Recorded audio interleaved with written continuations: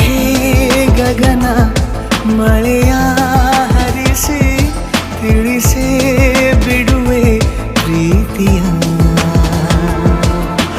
ಹೇ ಧರಣಿ ಆವಿ ಕಳಿಸಿ ತಿಳಿಸಿ ಕೊಡುವೆ ಆಸೆಯ.